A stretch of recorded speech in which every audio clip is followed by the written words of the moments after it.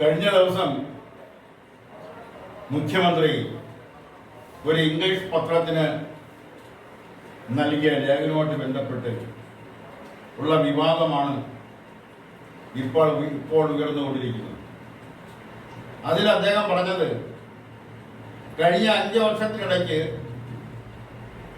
മലപ്പുറം ജില്ലയിൽ നിന്നും 150 കിലോ സ്വർണവും 123 കോടി ഹവാലപ്പണവും പിടികൂടിയെന്നാണ്. ഇതൊരു വസ്തുതയാണ്. ആ വസ്തുത മുഖ്യമന്ത്രി തുറന്നു പറഞ്ഞു എന്ന് മാത്രം.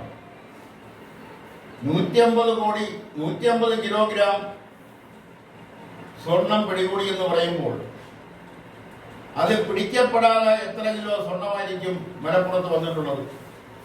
പിടിക്കപ്പെട്ടതിന്റെ രണ്ട് ഇരട്ടിയിലധികം സ്വർണം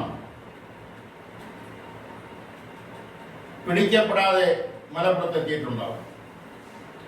അതുപോലെ തന്നെ 123 കോടി രൂപ ഹവാലപ്പണം പിടിക്കപ്പെട്ടു. അപ്പൊ പിടിക്കപ്പെടാത്ത ഹവാലപ്പണം എത്രയുണ്ട്? അത് ഇതിന്റെ എത്രയോ ഇരട്ടി വരും.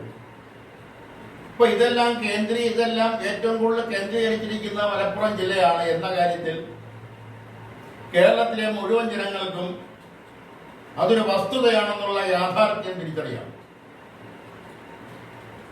അപ്പോൾ കേരളത്തിലെ മറ്റു ജില്ലകളിൽ കൂടെ കണക്കെടുത്ത് നോക്കിയാൽ കോഴിക്കോടും കാസർഗോഡും തൃശ്ശൂരും ഒക്കെ കണക്കിലെടുത്ത് നോക്കിയാൽ കഴിഞ്ഞ 5 വർഷത്തിനകം വെച്ച് എത്ര കിലോ സ്വർണമാണ് കള്ളക്കടത്തിലൂടെ ഇന്ത്യയിൽ എത്തിയിട്ടുള്ളത്? എത്ര കോടി രൂപയാണ് ഹവാല പണം ഇടപാടിലൂടെ ഇന്ത്യയിൽ എത്തിയിട്ടുള്ളത്? ഇതിന്റെ 25% പോലും പിടിക്കപ്പെട്ടിട്ടുണ്ടാവില്ല എന്നതാണ് വസ്തുത. കാര്യങ്ങൾ ഇങ്ങനെ ഇരിക്കെ ഒരു സത്യം തുറന്നു പറഞ്ഞു എന്നുള്ള അത് ഒരു കുറ്റമാണെങ്കിൽ ആ കുറ്റമല്ലേ മുഖ്യമന്ത്രി ചെയ്തിട്ടുണ്ടാവുന്നത്?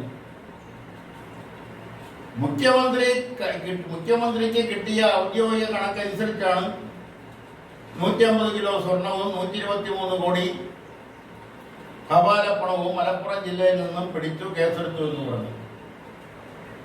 പിടിക്കപ്പെടാതെ ഇതിന്റെ എത്രയോ ഇരട്ടി മലപ്പുറത്ത് വന്നിട്ടുണ്ടാവും, കാസർഗോഡ് വന്നിട്ടുണ്ടാവും, കോഴിക്കോട് വന്നിട്ടുണ്ടാവും, തൃശ്ശൂർ വന്നിട്ടുണ്ടാവും. അതുപോലെ മറ്റു ജില്ലകളിലെല്ലാം താരതമ്യേന കുറവാണ് എങ്കിൽ മലപ്പുറത്തെ അപേക്ഷിച്ച് താരതമ്യേന കുറവാണെങ്കിൽ തന്നെയും മറ്റു ജില്ലകളിലെല്ലാം കൂടി വന്നിട്ടുള്ള കള്ളക്കടത്തിൽ വന്നിട്ടുള്ള സ്വർണ്ണക്കടത്ത് അതിന്റെ കണക്കൊന്ന് കൂട്ടിയാൽ ചിലപ്പോൾ അത് 1000 കിലോയ്ക്ക് മുകളിൽ വരും. 5 വർഷത്തെ കണക്ക് പരിശോധിച്ചു. അതുപോലെ തന്നെ ഹവാലപ്പണം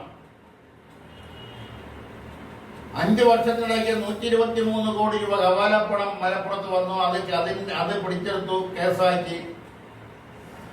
അപ്പോൾ പിടിക്കപ്പെടാത്തത് കൂടി കണക്കാക്കിയാൽ കേരളത്തിൽ 5 വർഷത്തിനകം വെച്ച് 1000 കോടിയിലധികം രൂപ ഹവാലപ്പണം ഇനത്തിൽ വന്നിട്ടുണ്ടാവും.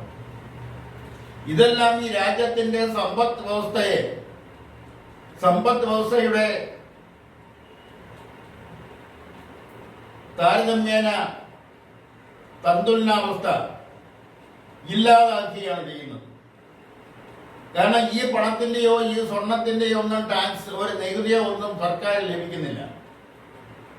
അതുകൊണ്ടാണ് കഴിഞ്ഞ പ്രാവശ്യം അൻവർ പറഞ്ഞത് സർക്കാരിൽ കിട്ടേണ്ടുന്ന, സർക്കാരിന് മുതൽ കൂട്ടാവേണ്ടുന്ന സ്വർണ്ണക്കള്ളക്കടത്തിലെ സ്വർണങ്ങൾ അത് മറ്റ് പലരുടെ കയ്യിലാണ്. അക്കൂട്ടത്തിൽ ചില പോലീസുകാരുടെ പേരുകൾ എടുത്തു പറഞ്ഞു. അങ്ങനെയാണ് കേരളത്തിൽ നടക്കുന്നതെന്ന് അൻവർ MLA തുറന്നു പറഞ്ഞു. അതൊക്കെ എല്ലാവർക്കും അറിയാവുന്ന കാര്യമാണ്. എന്നാൽ മുഖ്യമന്ത്രി ഒരു സത്യം തുറന്നു പറഞ്ഞു എന്നതിന്റെ പേരിൽ ആ മുഖ്യമന്ത്രിക്കെതിരെ സർവഭാഗത്തു നിന്നും വാളോങ്ങുന്നത് രാഷ്ട്രീയ ധാർമ്മികതയ്ക്ക് പൊതു പ്രവർത്തന ധാർമ്മികതയ്ക്ക് യോജിച്ചതല്ല. അപ്പോൾ ഈ കള്ളക്കടത്തിനും ഈ ഹവാല പണത്തിനും കൂട്ടു നിൽക്കുന്നവരാണോ ഇത് വിവാദമാക്കി ഇതിനെ വിമർശിച്ച രാഷ്ട്രീയക്കാര്? മുഖ്യമന്ത്രി തന്നെ തുറന്നു പറഞ്ഞിട്ടുണ്ട്, ഇതിന്റെ പങ്ക് പറ്റിയിട്ടുള്ളവരാവാം ഇപ്പോൾ എന്നെ വിമർശിക്കുന്നതെന്നാണ്. അതെങ്ങനെ അവിശ്വസിക്കാൻ കഴിയും?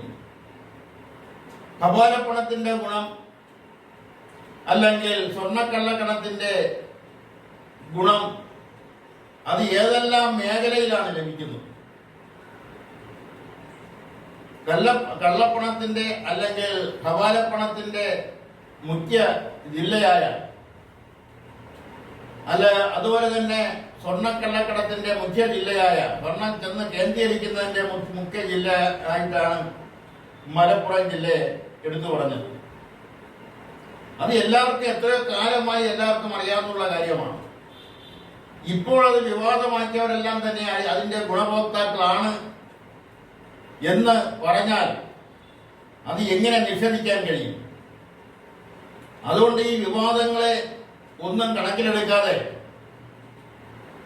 നിയമത്തിന്റെ വഴിയെ പോകട്ടെ എന്ന കണക്കെ ഇനിയും പരമാവധി ഹവാലപ്പണവും അതുപോലെ തന്നെ കള്ളക്കടത്ത് സ്വർണവും പരമാവധി പിടിക്കപ്പെടണമെന്നാണ് ഈ അവസരത്തിൽ പറയാനുള്ളത്. മാത്രമല്ല, ഇതിന്റെ പേരിൽ നടന്നു വരുന്ന അക്രമങ്ങൾ, തട്ടിക്കൊണ്ടുപോകല്, കൊലപാതകങ്ങള്, അങ്ങനെ എന്തെല്ലാം കാര്യങ്ങളാണ് കഴിഞ്ഞ ഈ 5 വർഷത്തിനകം വെച്ച് കേരളത്തിൽ, പ്രത്യേകിച്ച് മലപ്പുറം ജില്ല കേന്ദ്രീകരിച്ച്, കോഴിക്കോട് ജില്ല കേന്ദ്രീകരിച്ച്, കാസർഗോഡ് ജില്ല കേന്ദ്രീകരിച്ച് നടന്നിട്ടുള്ളത്, കണ്ണൂർ ജില്ല കേന്ദ്രീകരിച്ച് നടന്നിട്ടുള്ളത്. ഇവിടുത്തെ ജനങ്ങൾക്ക് സമാധാനത്തോടു കൂടി നിയമത്തിന് വിധേയരായി ജീവിക്കണമെന്ന് ആഗ്രഹിക്കുന്നവരാണ് ബഹുഭൂരിപക്ഷം പേര്. അവരുടെ എല്ലാം സമാധാന ജീവിതത്തെ തകർക്കുന്ന ഇത്തരം പ്രവർത്തികൾ അത് ആരുടെ ഭാഗത്തു നിന്നായാലും, ഏത് രാഷ്ട്രീയ പാർട്ടിക്കാരുടെ ഭാഗത്തു നിന്നായാലും അതെല്ലാം എതിർക്കപ്പെടേണ്ടതാണ്. കള്ളക്കടത്ത് പിടിക്കുന്നതിന് വേണ്ടിയുള്ള സഹായങ്ങളാണ് ഇവിടുത്തെ ജനാധിപത്യത്തിൽ വിശ്വസിക്കുന്ന, രാജ്യത്തിന്റെ അഖണ്ഡതയിൽ വിശ്വസിക്കുന്ന രാഷ്ട്രീയ പ്രസ്ഥാനങ്ങൾ ചെയ്തു കൊടുക്കേണ്ടത്. അതുപോലെ തന്നെയാണ് ഹവാലപ്പണവും. അതിന് സഹായിക്കുന്ന നിലപാടാണ് മാധ്യമങ്ങളും സ്വീകരിക്കേണ്ടതെന്ന് പറഞ്ഞുകൊണ്ട്, ആവശ്യപ്പെട്ടുകൊണ്ട് അവസാനിപ്പിക്കുന്നു. എല്ലാവർക്കും നന്ദി, നമസ്കാരം.